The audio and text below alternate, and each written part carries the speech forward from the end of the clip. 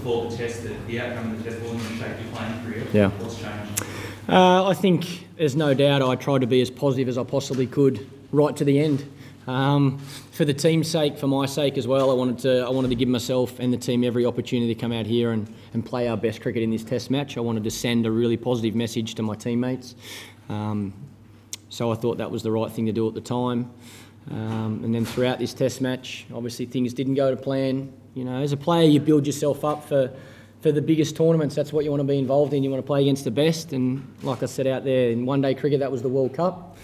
In Test cricket, that's the Ashes. So whether we won this series or lost this series, my decision might have been the same. I'll never know, but that's the decision I've made. I believe it's the right decision for Australian cricket. I believe it's the right decision for me. You described the conversation with Darren that you come to them saying, yeah, it's funny. I've just read something on Hutch's phone that says otherwise, but the selectors have not spoken to me or didn't speak to me at all about being dropped or standing down or retiring. I made the decision late last night with my beautiful wife and spoke to my family. And then this morning I had a conversation with Darren Lehman and Rod Marsh and told them what I was going to do, and they were both extremely respectful and thankful for what I've given Australian cricket. Michael, can you just talk through the emotion of that moment, how hard it was to come to that decision, how you felt through it afterwards? Yeah, look, I don't feel sad, to be honest. I'm more disappointed or sad with the way we played through this series than the way I played as captain. You know, that's probably the most disappointing part. I'm not sad about this being the right time to walk away, because I believe it is the right time. I believe I've been blessed to have the career I've had. I've played over 100 test matches for my country. I've been a part of, some amazing teams. We've won more than we've lost, so that's a nice feeling. And I've been lucky enough to captain Australia as well. So, I'm extremely thankful to all of my teammates and all the people that have helped me firstly make it into the Australian team and then to help me have the success I've had. Again, I've always said cricket owes me nothing, I owe it everything, and I still believe that. Michael, when you won the World Cup in Australia, Brendan McCullum, he held back on the announcements of players retiring from his team because he didn't want to take the thunder away from Australia. Was there anything of that part of the equation, especially given that you have one more test to play? The last thing I want to do is take the thunder away from Alistair Cook and the England team. They deserve all the credit in the world. They've played exceptionally well, and I'm very confident they'll get that credit. Yeah, I was just going to say, Michael, your body language is a lot better than the last one we saw. Is there a feeling of relief that you actually made the decision? Not really. Yeah, like I say, I made the decision last night. It's not like it's been coming for the last 6 months. It's not like I planned it. That wasn't the case. Like I say, win or lose, who knows? I might have still been sitting here saying the same thing. So, it's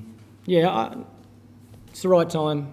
I'm happy with my decision, and I'm thankful that I've been given the opportunities I have to play this great game for as long as I have for Australia. Okay. Michael, your last innings yesterday, as you were obviously to Australia, you were clearly trying to balance up with key teams and the games which come good. As you got out, as you moved off, were you thinking, starting to think about it? Every innings while I've been batting, I've been thinking about it, but not really. And when you're in that moment, like I say, what's disappointing is I haven't led from the front with the bat. I haven't scored as many runs as I pride myself on as captain of this team. So that was the disappointment I was feeling when I walked off yesterday after getting out for not as many runs as I would have liked. Rex? Michael, England won 4 home series in a row. Australia have won in Australia 5-0 twice. Is it just getting harder to win Test series away from home?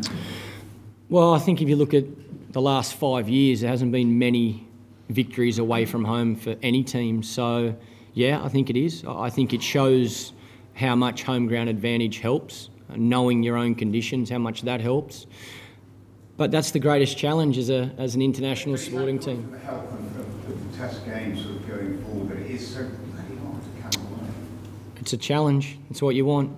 You know, imagine the feeling when you do start winning away from home consistently. You will be the best team in the world, and that's what it's about. You know, I don't think you want it easy. I don't think, you know, I think that's part and parcel of playing around the world, and that's what I've always said. People that perform in first-class cricket at home doesn't necessarily mean they're going to make a great international player, because you know conditions. You play in your backyard every single day.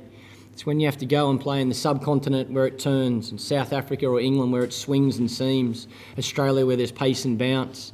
You know, that's the greatest challenge of being an international sportsman, to be able to win home and away. So, yep, it is tough. There's no doubt about it, but it's the way it is.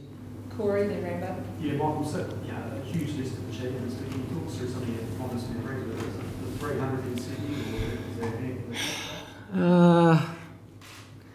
I've been so lucky to be a part of, even from when I started, amazing teams, I guess, you know. So, yeah, I don't think there's too many individual performances that stand out above anything else. I loved winning as much as anyone. So, you know, 2007 was a fantastic year. We won the World Cup. We won the Ashes 5-0.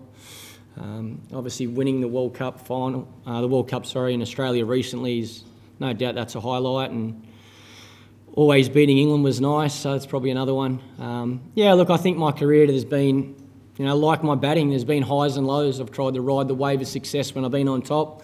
I've tried to fight my way, you know, back when things haven't gone to plan. So, yeah, I don't think there's personal milestones that I love any more than the others. What legacy do you leave? That'll be dictated by others, I think. For me, it was about giving everything I had to the team, and I think I've done that. Rambo. Michael, can you give us an idea of what you said to your teammates this morning before playing and how they received it? Were they shocked? Yeah, pretty much. I told them that after the Oval I was going to retire from international cricket.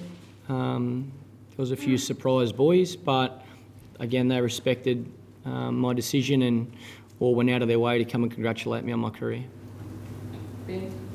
Michael, just the way things are looking, looks like there could be several players from this squad that may not continue on. What kind of place do you think Australian cricket's in, and instead of Smith, is he ready to be the captain? Yeah, I think Smitty's ready. Again, it's not my place to say who is the next captain. That'll be decided by the selectors. I think Smitty had the opportunity through the Australian summer and showed that that he's going to make a good captain, and only time will tell. But I've certainly got faith in him. I believe in him. And I believe in the Australian team. You know, I think we've got a lot of talent, whether it be in this change room or in the Australian system coming through. I think we need to be patient, there's no doubt about it, especially if we lose a few guys in one go.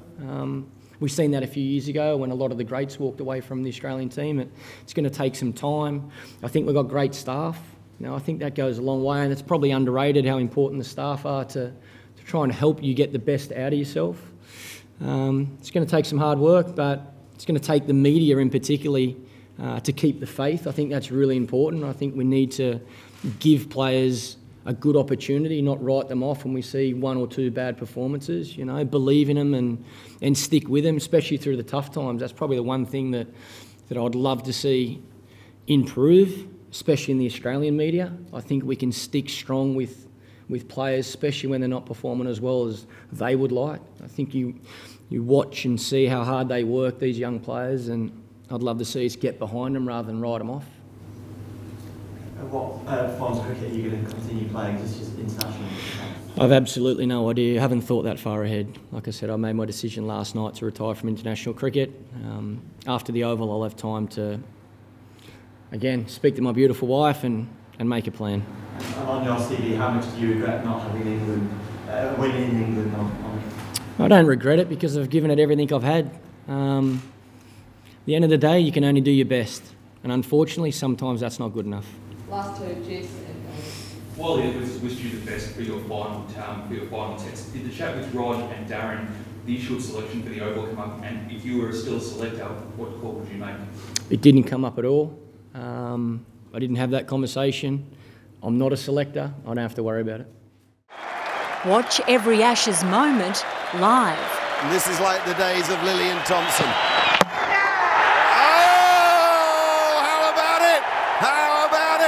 Buy your live pass at cricket.com.au/subscribe.